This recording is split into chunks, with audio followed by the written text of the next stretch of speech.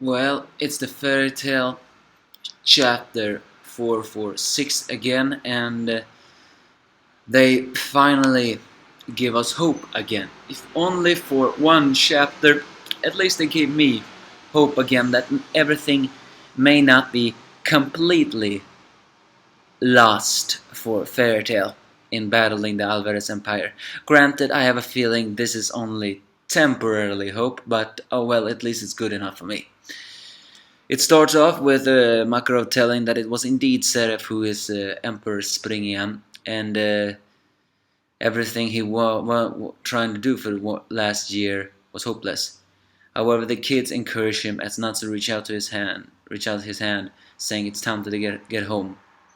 As the gang prepares to jump away because Mest has not enough magic power to teleport them back to the submarine, suddenly Yajiel, the desert master, appears.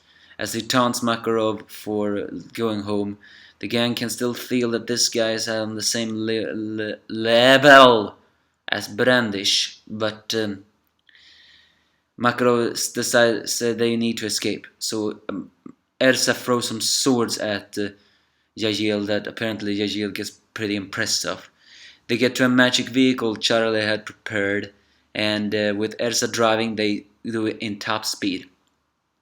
Then we see Jajiel's magic. He is called the Desert Master because, after all, he is a master of the sand. And not just the sand. I mean, he can. The swords Ersa threw at him turns into dust. So he transforms. So he gathers it. And apparently, the reason why he could find them is because the earth since he has sand, the earth tells him anything, meaning that this guy, he can practically know any strategy thanks to the earth, which is made of sand if you think about it. So either way, he creates a sand golem and chases after them. And then comes the new awesome part. Lucy and Gray decides to team up, which is actually pretty awesome.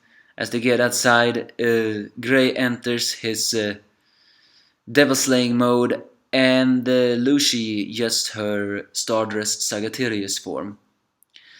And Gray shows the name of that all-freezing attack. He has dubbed it Ice Make Silver. That freezes the golem, but Jagiel managed to escape. He then transforms the sand into small bat-like creatures, which Lucy shoots down with her Stardress. And then, so Jagiel jumps into the ground and creates a swollen quicksand that devours the magic vehicle and appears to do it. As he taunts the Fairies, saying how many cities he has killed with this, saying that and here is the title. The title was The Land Abandoned by God. Here he says Ishgard is now a land abandoned by God. None of you worms stand any chance against us.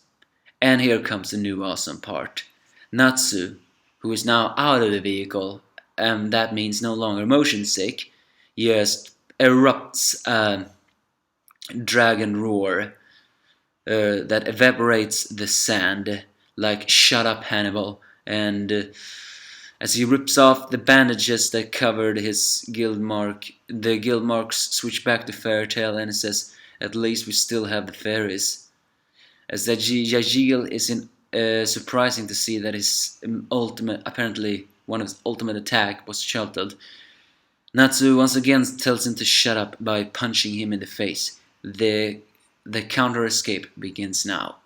As I said before, this gave us somewhat some hope that the Fairytale Guild are not defenseless against the Alvarez Kingdom. Granted, however, they did not really fight him, they only deflected his magic, and granted, they could only do it a little bit. But even Makarov confirms that the magic power of Lucy and Grey are on a whole different league than it was 1 year ago. So, while Alvarez Kingdom most likely has the upper hand, this shows a little bit that Fairytale will never go down that easily. Granted, since they have the power of feelings and everything, I have a very big feeling they can fight back with that. But we'll see next week. Next week is called Escape Plan, so that the question is though, now they need to escape. Can they do it? And will we be thrown into despair again? I think we'll be thrown into despair again. After all, this is how it looks like. But do give me your thoughts if you have any.